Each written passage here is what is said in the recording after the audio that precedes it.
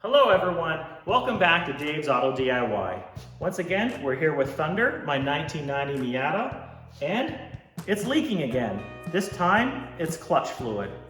When you get under the car, you can squeeze the bladder on the clutch slave cylinder and clearly see that there's clutch fluid leaking, so I know that it's shot. So I've gone ahead and bought a new clutch slave cylinder from Miata. And while I'm at it, I'll replace the short section of rubber hose with the new Goodrich one, also from Miata. Links will be in the description below. So let's get started. You're watching Dave's Auto DIY.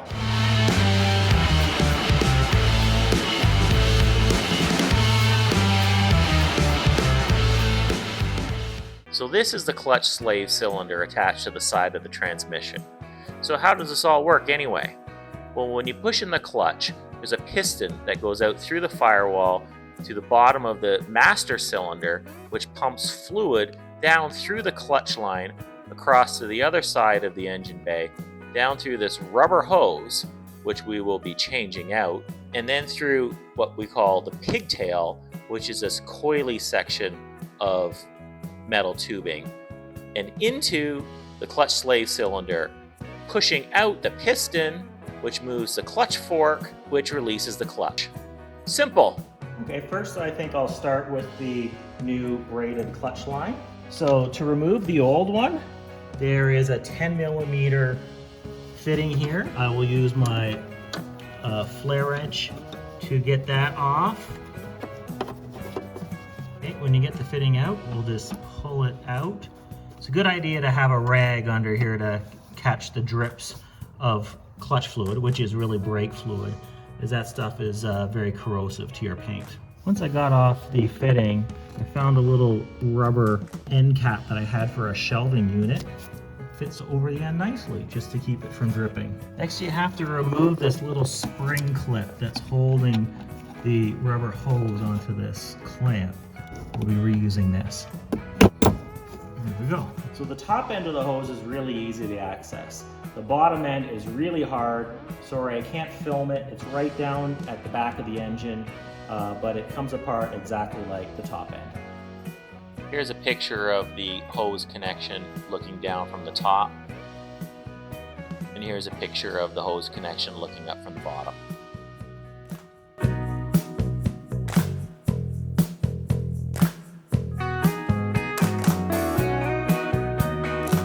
So I finally got off the rubber hose. It wasn't easy. Like I said, the top bracket wasn't so hard, but the lower end of the hose was very tight. The way I finally got it was I removed the bracket that holds the top end of the hose just so I could reach my hand down there a little bit easier. I got the connection loose with my flare nut wrench, but then I had to go buy a shorter 10mm wrench so I would have a little bit of space there to work that loose. It was a pain in the butt, but I got it. So I finally got the new hose connected back to the stainless steel clutch lines, attach the clips back, and we'll move on to the slave cylinder. So to remove the clutch slave cylinder, there are two 12mm bolts, and it's best to use a 10mm flare wrench to remove the clutch line from the top of the cylinder. So the 12mm bolt on the top of the clutch slave cylinder, I rounded the bolt. So now I've gone out and I've bought a nut extractor kit.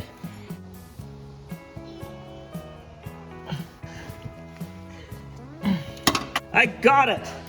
This is a nut extractor tool, 12mm. It digs right into the outside of the rounded nut, and I got it off. I'll have to use a new bolt, but I got it off. Okay, I finally got it off. This is the old one. This is the new one. Mine's an early model year, 1990, and the very early ones have a reverse flare fitting for the clutch line, so I needed to buy this special one. Almost all other Miatas have a regular flare fitting, but I ordered the one with the reverse flare fitting, so hopefully this works. Ceremonial toss. Oh, almost missed.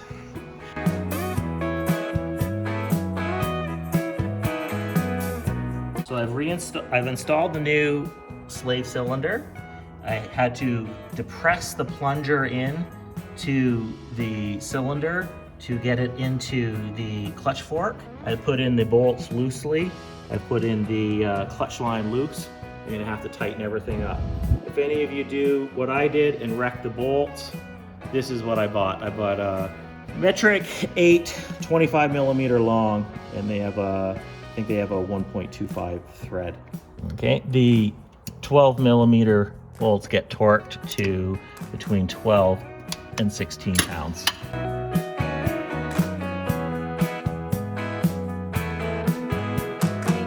Now it's time to put new fluid in and bleed the clutch.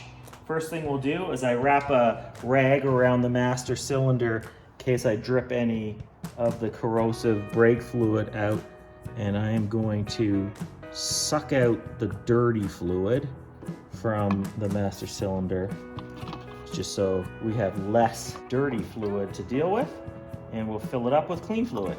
This is .3 brake fluid. You can use .4. .3 is, as far as I could tell, it's fine for a clutch that doesn't take as much heat as brakes. We're using the 2-person clutch bleeding technique. So I've got my daughter in the car. She pumps the clutch pedal 3 times, holds it to the floor while I open the bleeder valve on the slave cylinder, letting out some clutch fluid. And then close the bleeder valve. My daughter releases the clutch, and we keep doing this until we can get all the air out of the system. Now that the clutch is bled, all that's left to do is put the tire back on, lower the car, and go for a test drive.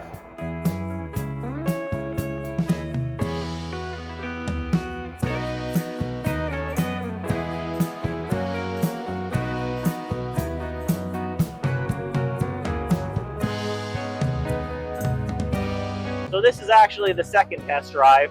The first test drive I considered a fail. The clutch pedal still felt spongy, so I think there was some air left in the line. So went home, bled it again, and now feels nice and firm. I think it was a success. So thanks for watching. Please leave a comment and remember to hit subscribe. This is Dave's Auto DIY.